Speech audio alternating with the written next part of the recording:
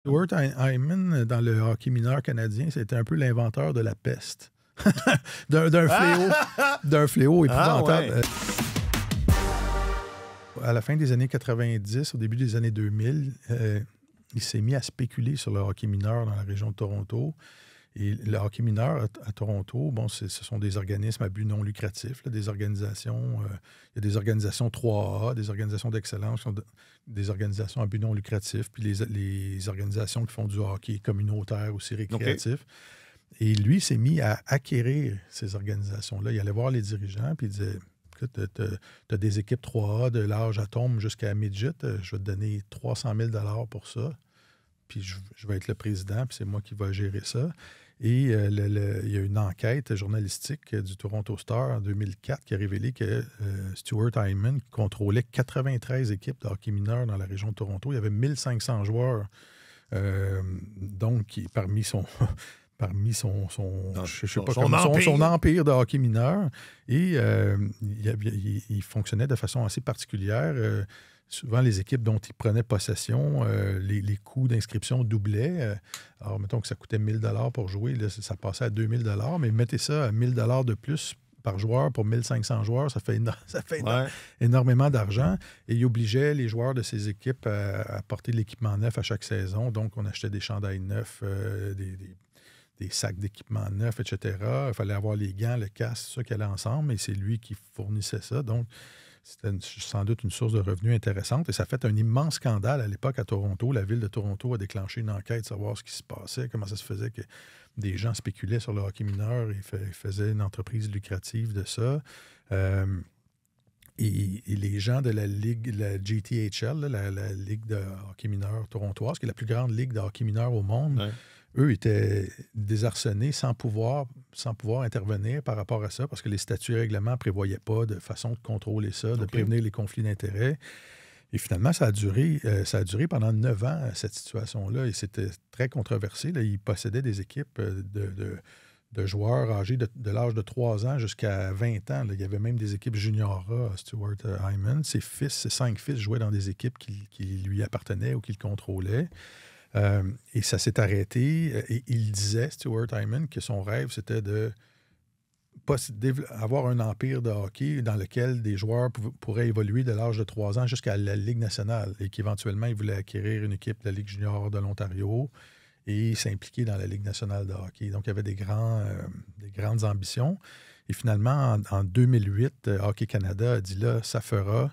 Ils ont dit, on va t'imposer un audit financier, comptable et financier pour on va te faire ouvrir tes livres, puis on va regarder ce qui se passe là-dedans. Et plutôt que couvrir ses livres, Stuart Hyman s'est complètement dissocié de toutes ses équipes de hockey mineur. Il a préféré se retirer plutôt qu'ouvrir ses livres comptables. Et il est resté impliqué au niveau junior A. Il est d'ailleurs le président de la Ligue junior A de l'Ontario, le commissaire, puis il est gouverneur d'une équipe aussi. Alors, de voir cette famille-là s'impliquer au niveau junior majeur, ça laisse entendre que le vieux rêve est encore là, de gravir les échelons du hockey, de se rendre jusqu'à la Ligue nationale.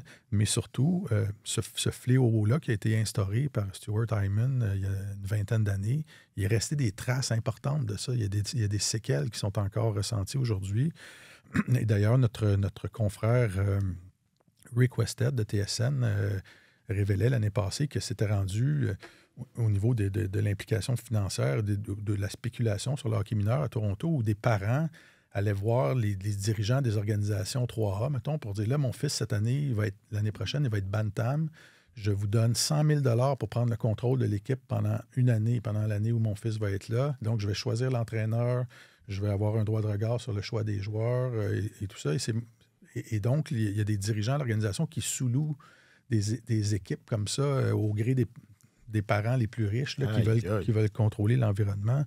Alors, c'est absolument, épouvantable. Là, mais on se demande après pourquoi il y a de la difficulté dans le hockey mineur au Canada, pas seulement au Québec, mais là, quand tu as des enflures financières de cet ordre-là. Là... Non, c'est épouvantable. Et donc, ça a été un peu...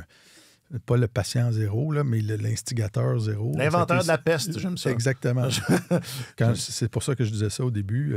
Ça a laissé des séquelles. Alors, je ne sais pas si c'est une bonne nouvelle d'apprendre que les Hyman vont avoir une équipe junior, junior majeure, mais leur implication n'aura pas l'ampleur de ce que ça avait au hockey mineur il y a une vingtaine d'années, mais c'est une famille quand même très controversée dans l'histoire du hockey mineur canadien.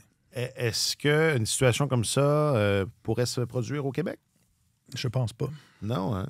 Parce que c'est ça, quand je te dis explique-moi, c'est ça, j'ai de la difficulté à... Parce que c'est pas les associations de hockey mineur au Québec, c'est pas des organismes fermés. Il y a des élections. Oui, c'est ça. Et le Hockey Québec est en train de travailler beaucoup sur la gouvernance aussi. Obligation d'avoir des gens qui proviennent d'horizons différents sur les conseils d'administration et tout ça. Mais on a d'autres problèmes au Québec. Là, rassurez-vous. Quand Jocelyn Thibault a démissionné l'année dernière, en disant qu'il y avait des roitelets un peu partout qui étaient réfractaires au changement, il y a beaucoup de gens qui contrôlent leur petit royaume et qui ne comprennent pas, qui ne voient pas la forêt, ce qu'il faut accomplir en tant que collectivité au hockey. Alors, on a d'autres enjeux, mais on n'a pas ces prises de possession-là financières là, des organisations, pas de cette ampleur-là. Moi, tu as commencé en présentant ce segment-là en parlant de Michael Andlauer, puis du fait que les Bulldogs de Hamilton ont déménagé à Brantford.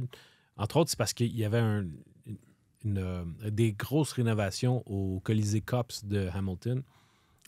Et puis là, étant donné que la concession ne retournera pas là, j'ai hâte de voir parce que l'association ou comment je pourrais dire, l'affection de Michael Andlauer pour la ville de Hamilton ne s'est jamais démenti. Il a toujours veillé à ce qu'il y ait du hockey à Hamilton. Ouais. Je te vois, je pense que je te devine. Je ne serais pas surpris pour être allé à Belleville, voir les Senators de Belleville jouer là dans un environnement qui est à peu près qui est correct pour un marché de hockey junior, mais pour la Ligue américaine, là, c'est franchement limite. Là. Je serais vraiment pas surpris qu'à un moment donné, Michael Andlauer déménage la filiale des Sénateurs de la Ligue américaine dans la cour des Maple Leafs. Oui. Wow. Ben pourquoi pas? Et comment dire? Et Belleville, c'est quoi? C'est pas une ville qui est bien nommée? Ouf. Non, disons que il parle pas français. Faut aller un peu. Ça paraît. Faut aller un peu dans les terres derrière, puis se rendre à Prince Edward County, puis dans des places comme ça qui sont beaucoup plus jolies. Mais Belleville en tant que tel, non, c'est pas exactement. C'est pas une station balnéaire. Là. On s'entend. D'accord. Et on va surveiller l'arrivée des Senators de Hamilton. Mais déjà, ça sonne. Je serais pas surpris.